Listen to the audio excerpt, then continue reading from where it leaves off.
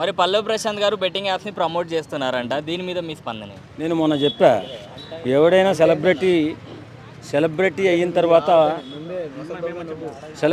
తర్వాత ఒళ్ళు దగ్గర పెట్టుకుని మాట్లాడాలి. అసలు బెట్టింగ్ యాప్ గురించి ప్రమోట్ చేస్తున్నాడంటే ముందు తీసుకొచ్చి వాడిని పీకమేకాలేసి తొక్కేసి జైల్లో పడేయాలి. ఎందుకంటే ఈ బెట్టింగ్ యాప్ వల్ల ఎంతోమంది చిన్న బిడ్డలు చనిపోతున్నారు. ముక్కు పచ్చలారని చిన్న బిడ్డలు ఆత్మహత్యలు చేసేసుకుంటున్నారు. 14 సంవత్సరాల నుంచి 18 సంవత్సరాలు 19 సంవత్సరాల కుర్రోళ్ళు ఏమీ తెలియని వయసులో బెట్టింగ్ యాప్కి ఎడిక్ట్ అయిపోయి అప్పులైపోయి ఏం చేయాలో అర్థం కాక సూసైడ్ చేసుకుంటే సన్నాసి ఎవడో పల్లవి ప్రశాంత చెప్పు తెగిందా కొట్టాలని.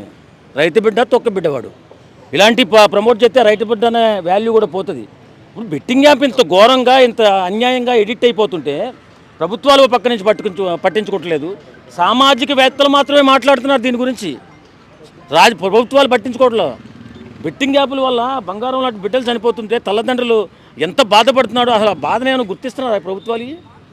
మొన్న ఆయన సజ్జనార్ గారు చేసిన ట్వీట్కి కొంచెం స్పందించి పోలీస్ డిపార్ట్మెంట్ అన్న సౌహృదంతో సాయం చేస్తుంది. ఇప్పుడు ప్రమోట్ చేసే వాళ్ళు తప్పేం లేదు, మూలాల దగ్గర ఆపాలి, మెయిన్ ఎక్కడైతే స్టార్ట్ అయింది అక్కడ ఆపాలి, కానీ యాప్ను ఆపేయాలి, కానీ వీళ్ళని తప్పేం చేశారంటున్నారు. అంటే నువ్వు సోషల్ మీడియాలో సెలబ్రిటీ అయిపోయినంత మాత్రం నీ ఇష్టం వచ్చినట్టు మాట్లాడతావా?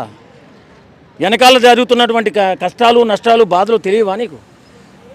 ఇప్పుడు నువ్వు చేసిన ప్రమోట్ వల్ల ఇంకో 10 మంది నువ్వు రైతు బిడ్డలాగా పాపులర్ అయిపోయావు. చాలామంది నీ గురించి నీ ఫాలోవర్స్ ఉన్నారు. వాళ్ళు ఎడిట్ అయిపోయి బెట్టింగ్ యాప్ల్లో వెళ్ళిపోయి ఎడిట్ అయిపోయి డబ్బులు పోగొట్టుకుని ఆత్మహత్య చేసుకుంటే బాధ్యత నువ్వు తీసుకుంటావా, నీ బాబు తీసుకుంటాడా?